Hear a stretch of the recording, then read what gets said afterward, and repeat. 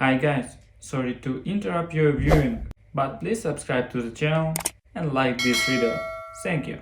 There is a moment at every family gathering when you can almost hear the tension hum in the air, like a power line stretched too tight, and that afternoon, standing under the wilting sun and the half-dead oak tree in my in-laws' backyard. I knew it was coming long before it hit. The grill was spitting smoke, the beer was flowing too fast, and people were laughing just a little too hard at jokes that weren't really funny, the kind of fake, wheezy laughter that hides old resentments no one dares say out loud, until someone does.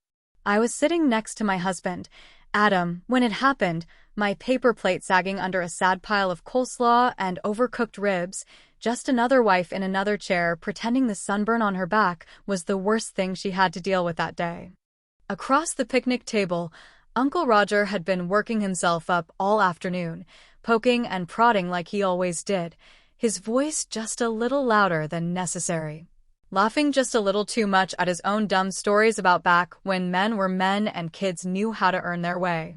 And then it came, right when Adam leaned over to refill my lemonade, trying like hell to avoid Roger's attention, which of course made him a sitting duck. Roger lifted his beer like it was a damn Oscar he had just won and bellowed, "Well, at least some of us made something of ourselves." He dragged out the last few words like he was laying bricks, heavy and deliberate, and his eyes locked right onto Adam like a sniper. For a second, nobody moved, nobody breathed, and then the laughter erupted loud, stupid, relieved. The kind of laughter that says, "Better you than me, buddy," as everyone around the table clutched their stomachs like it was the funniest thing they had ever heard, beer sloshing, forks clattering onto plates, someone almost choking on a bite of potato salad. Everyone except me.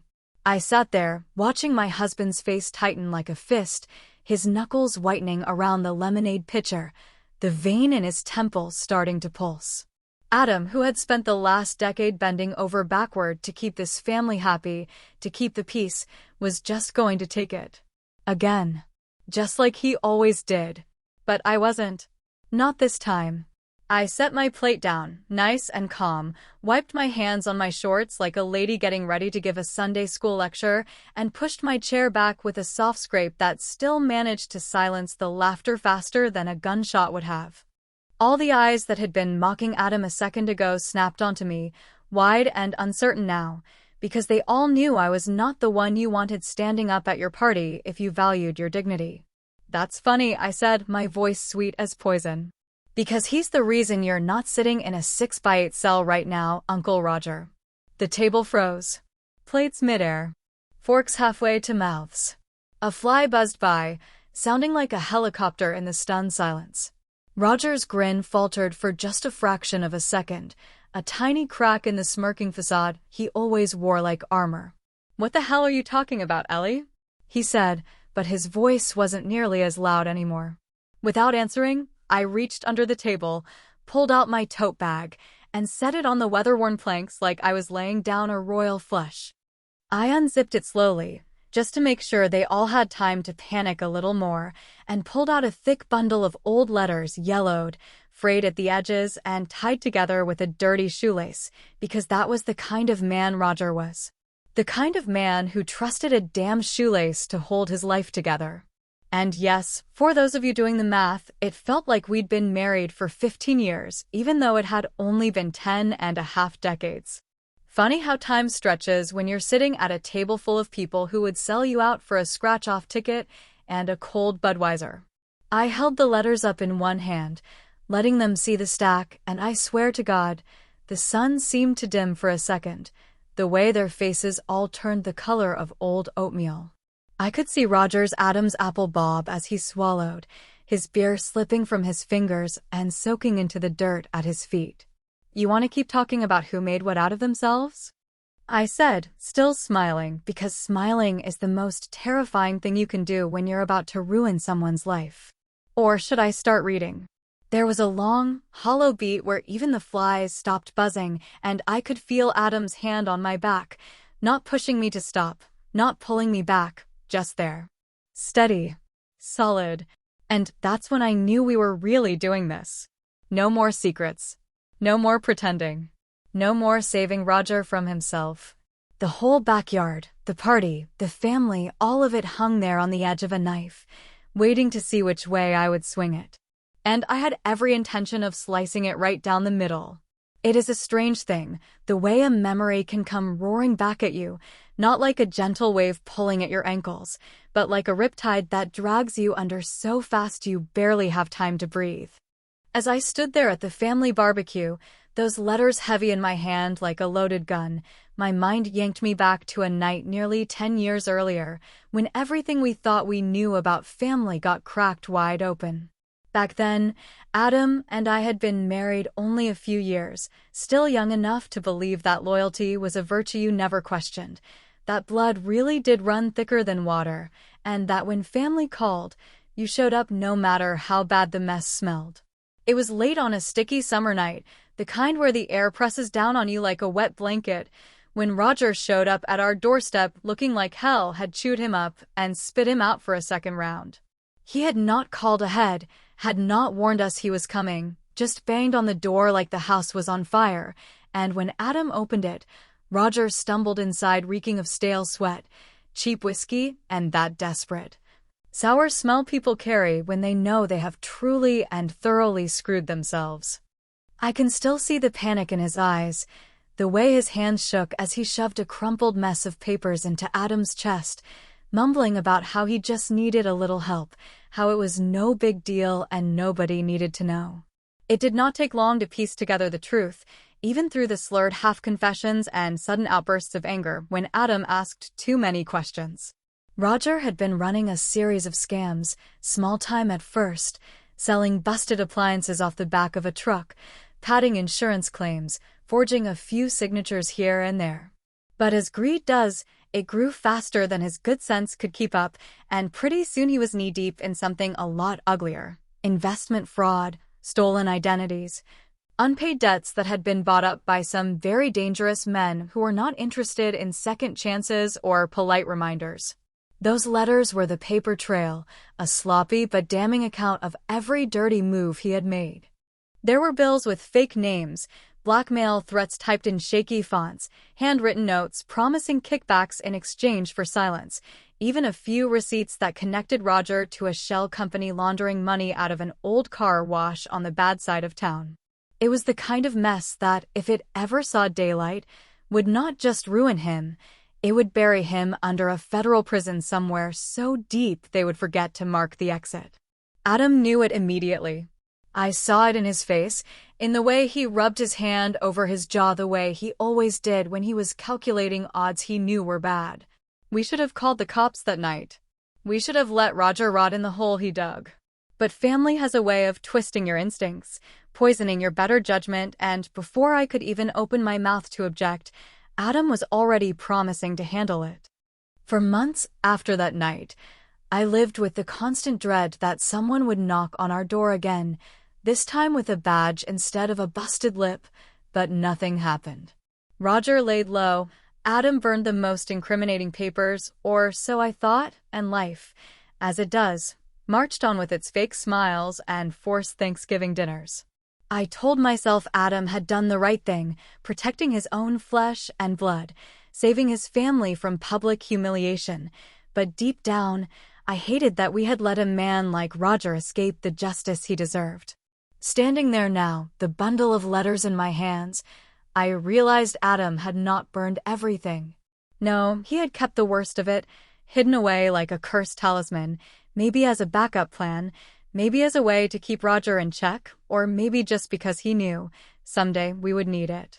As I flipped through the brittle papers, pretending to look casual while the entire backyard watched me like hawks, one particular letter caught my eye. The handwriting was shakier than the others, rushed and panicked, the ink smudged like it had been written by a man whose hands would not stop sweating. It was short, just a few lines, but it made my stomach twist into a hard, cold knot. I owe you. If you hadn't stepped in, I'd be locked up right now. I'll never forget what you did for me at the gas station that night. You saved my ass and probably hers too. I blinked hard, my fingers tightening around the fragile paper. Her? Who the hell was her? I looked at Adam, who was staring straight ahead, his face carved out of stone, refusing to meet my eyes. I tucked the letter back into the bundle before anyone else could see it, forcing a smile onto my face that I hoped looked confident and not absolutely terrified. The gas station. A woman. A crime serious enough that it would have sent Roger straight to prison for life if Adam had not intervened. The letters were not just about money, scams, and unpaid debts. They were about something else, something worse, something so bad Adam had risked everything to keep it buried. And now, standing here in the middle of a backyard full of cheap beer, burnt hot dogs, and fake smiles, I realized it was about to come roaring out of the dark, whether we were ready for it or not. There is something about loyalty that sounds noble when you say it out loud, like you are holding fast to some higher moral code that the rest of the world has forgotten about. But the truth is, loyalty can be the heaviest kind of chain you ever let yourself wear. And Adam had been dragging that chain behind him for most of his life. After the barbecue exploded into chaos and silence and the weight of old sins, I found myself sitting on the back porch later that night, staring at the letters spread out like a tarot deck of doom, and trying to piece together the twisted thing that bound my husband so tightly to a man like Roger. Adam had never talked much about his teenage years, not even when we were dating and staying up late swapping all the stupid stories people tell when they think love is simple and forever, but over time. In half-finished sentences and muttered comments, after too many beers, a picture had started to form. It was not the kind of after-school special crap you hear about in movies, either. It was messy, ugly, real life where fathers leave, mothers drink, and older brothers are left trying to keep the lights on and their heads down. Roger was older than Adam by a good 6 or 7 years, old enough to know better, but still young enough to think he was invincible, and from what I could gather, he ran wild through their neighborhood like he owned it. He was the kid selling cigarettes out behind the bowling alley, the one sweet-talking girls into the backs of borrowed cars, the one who knew which back doors stayed unlocked when the liquor stores closed early. He was a bad influence by anyone's standards, and yet, to Adam, he was a hero of sorts, the only one who looked out for him when things got really bad at home. The story Adam finally told me one night, years after we were married, came out in pieces, each one harder to say than the last. He was 15, skinny and angry and already too tired for his age, when he got into a fight with a guy from a few streets over, a fight that started over a busted bike and a borrowed $20 that was never paid back. But that spiraled into something much worse. The other kid was bigger, meaner, and carrying a piece of rebar he had yanked out of a construction site. Adam swore he barely remembered most of it, just flashes of fists and blood and the taste of copper in his mouth, but he remembered hearing the crack of the rebar against his ribs, remembered the stars bursting behind his eyes as he went down. He told me he thought he was going to die right there in the dirt, with no one around but a bunch of other kids too scared or too stupid to do anything. And then Roger showed up. Nobody knew where he came from. He had a way of appearing when you needed him most or least, but he grabbed that kid by the collar and threw him off Adam like he weighed nothing. According to Adam, Roger beat the kid half to death, no hesitation, no mercy, no second thought. The cops came eventually. The neighbors called them because the screaming was too loud to ignore, but somehow, someway, Roger talked his way out of it. Adam said he still did not know what Roger had said to the cops that night, but whatever it was, it worked. No charges, no juvie, no record, just a bruised and broken Adam, a bloodied and triumphant Roger, and an unspoken debt that would stretch across years like barbed wire. So when Roger showed up on our doorstep 10 years ago, sweating and desperate and begging for help, Adam had not even hesitated. I do not think he could have, even if he had wanted to.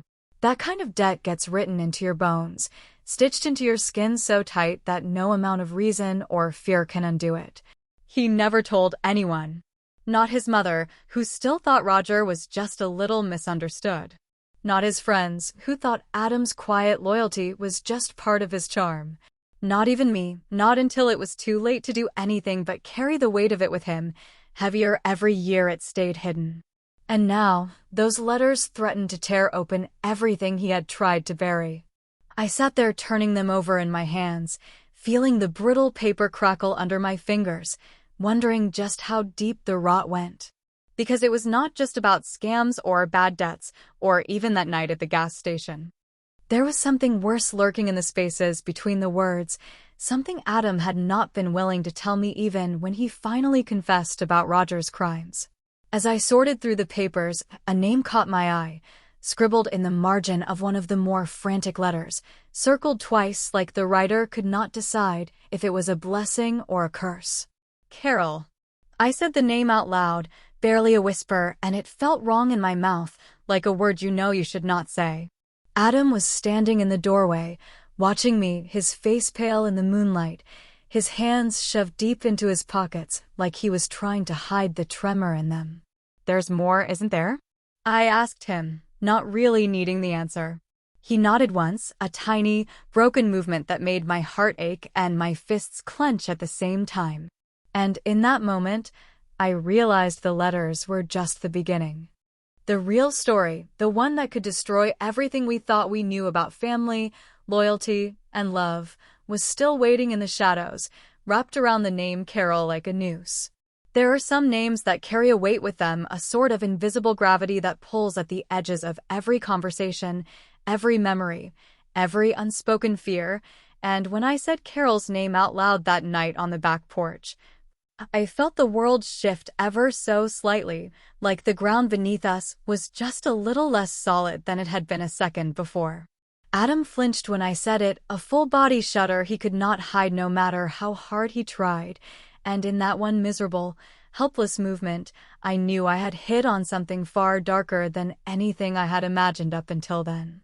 He sat down slowly across from me, elbows on his knees, head hanging low like a man waiting for a sentence he already knew he deserved, and for a long, heavy moment, neither of us spoke.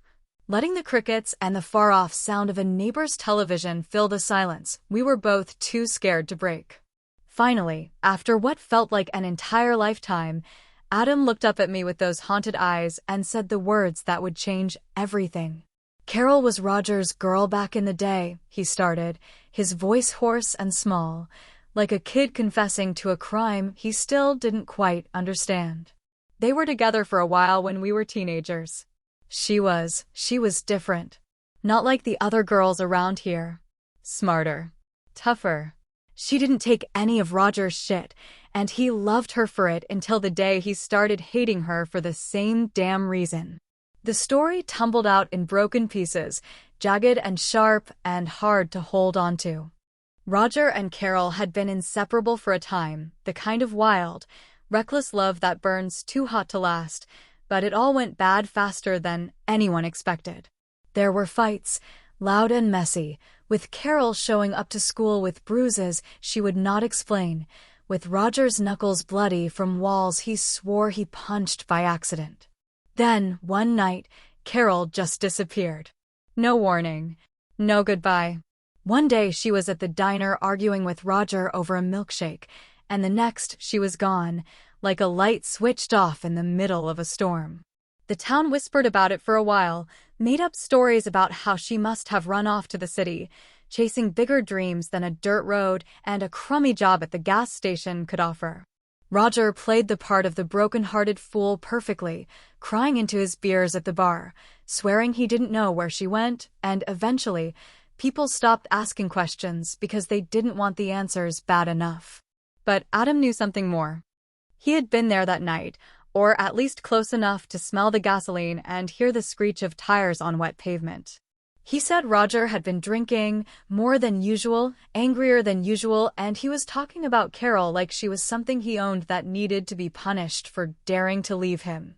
Adam had followed him out of pure, stupid instinct, too young and too scared to know better, and what he found was Roger standing over Carol's crumpled body in a ditch off County Road 23, his hands shaking and his mouth running wild about how it was just an accident, how she had stepped into the road, how nobody had to know if they were smart. Adam told me he froze, too paralyzed to move, too horrified to believe what he was seeing. Roger had grabbed him, shaken him, begged him, threatened him, and in the end, Adam did the worst thing a good person can do. He helped Roger cover it up. They dragged Carol's body deeper into the woods, dumped it where the weeds grew high and the search parties would never bother to look, and burned her car to make it look like she had skipped town in the middle of the night. Listening to him confess, I felt something cold and sharp carve itself into my chest, a mixture of grief and rage so fierce I almost could not breathe. How do you stay married to a man who once helped hide a girl's death? How do you love someone who could look a mother in the eye and lie about where her daughter went? Adam swore he thought he was protecting everyone, that he believed if Roger went down, it would drag their whole broken family down with him, and maybe, just maybe, Carol's death had really been an accident. He told himself that lie so many times over the years that he almost believed it, until the guilt started rotting him from the inside out. And now the letters, the ones we thought were only about money and scams, hinted at Carol's name, hinted at darker things we had both tried so hard not to see. In one scrawled note, Roger had written, "She never should have run," and I could almost hear the sneer in his voice even after all these years. Another letter said, "Thank you for what you did. I owe you my life," and I knew now that it wasn't just about fraud or blackmail. It was about a dead girl, a life snuffed out too soon, and the men who had let it happen. Still reeling from Adam's confession, I gathered up the letters and headed back toward the dying embers of the party, where a few stubborn relatives were still drinking and pretending the world hadn't shifted under their feet. My heart was hammering so loud I could barely hear myself think, but I knew I had to keep going, had to peel back the next layer, no matter how much it hurt. I stepped up to the table, cleared my throat, and said in a voice that carried across the darkened yard, "Does anybody here remember someone named Carol?" At first, there was just confused silence, heads turning, eyebrows lifting, a few blank stares like I had just asked about a ghost. Then Aunt Judy, sitting at the far end of the table with her cigarette trembling between her fingers, let out a sharp, strangled gasp, her hand flying to her mouth like she could shove the word back inside before it escaped. "Jesus," she whispered, her voice cracking like old wood. "Where did you hear that name?" The entire table turned toward her now, their faces lit by a single flickering citronella candle, and for the first time all night, I saw real fear bloom in their eyes, thick and ugly and real. Aunt Judy's reaction was more than just shock. It was terror, pure and simple, and right then I knew, beyond any doubt, that we had only scratched the surface of the story. And the worst part was, deep down, some of them already knew. There are moments when a family, no matter how twisted and tangled its roots have become, finally sees itself for what it really is, not the picture-perfect frame they hang on the living room wall for strangers to admire, but the raw, broken truth that has been festering just below the surface for years. As Aunt Judy's trembling voice faded into the night air, I felt the entire table shift, the ground tilting beneath us like we were standing on a sinking ship, and for the first time, it was not Adam or me carrying the burden alone. The others began to whisper, sharp and frantic, words slicing through the smoke-thick air as accusations flew like sparks from a dying fire. Roger sat frozen at the center of it all, his smug confidence evaporating like sweat on hot asphalt, his face flickering between anger and panic so quickly it was almost pathetic to watch. Aunt Judy was the first to speak loud enough for everyone to hear, jabbing a shaking finger at Roger as she spat out the words like venom. "I knew something wasn't right when Carol disappeared," she said, her voice growing stronger with every syllable. "But you swore, Roger, you swore you had nothing to do with it." Roger tried to laugh it off, a wet, ugly sound that barely made it past his cracked lips, but nobody was laughing with him now. His brother, Mike, who had spent half the barbecue slapping him on the back and drinking his beer, shoved his chair back so hard it toppled over in the grass, his face twisted in a rage I had never seen from him before. "You lied to all of us," Mike said, pointing a thick, trembling finger straight at Roger's chest. "You lied and you dragged Adam into your mess, and we just let you, because we were too damn scared to see what was right in front of us. Roger opened his mouth to speak, but Adam finally stood up, his chair scraping harshly against the concrete patio, and the silence that fell over the group was thick enough to choke on. He looked older in that moment, not just tired, but worn down to the bone, like a man who had been fighting a battle no one else could see for far too long. "I need you all to listen," Adam said, his voice steady but low, the kind of voice that makes people lean in without even realizing it. "There's more you don't know. Things I should have said a long time ago, but I didn't because I thought I was protecting everyone." He took a deep breath, his eyes scanning the crowd as if he were memorizing their faces, and then he dropped the final bomb we had been carrying like a ticking time bomb between us. "After Carol died," he said, the words sticking to his tongue like tar, "I wanted to go to the police. I wanted to tell them everything. I even made it to the damn station once. I sat in the parking lot for 2 hours, trying to work up the nerve to walk through those doors." The crowd listened, silent and grim, the night air heavy with unspoken judgment. "But Roger." Adam's voice cracked, and he had to stop for a moment to swallow the lump in his throat. "Roger found out. He threatened to destroy me if I said a word. He had copies of the letters, the ones tying me to helping him cover it up. He said if I turned him in, he would make it look like I was the one who hurt her." A collective gasp rippled through the group, but Adam wasn't done yet. He reached into the tote bag, the same one I had pulled the first batch of letters from, and pulled out a single sheet of paper, folded and yellowed with time. "This," he said, holding it up for all to see, "this isn't Roger's writing."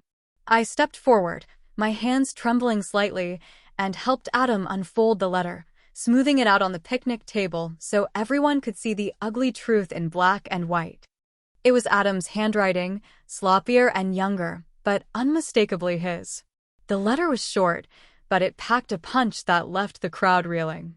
In it, Adam confessed that there was a night, shortly after Carol disappeared, when he had considered framing Roger for something bigger than just the accident, planting evidence, fabricating a story, anything to make sure Roger paid for what he had done.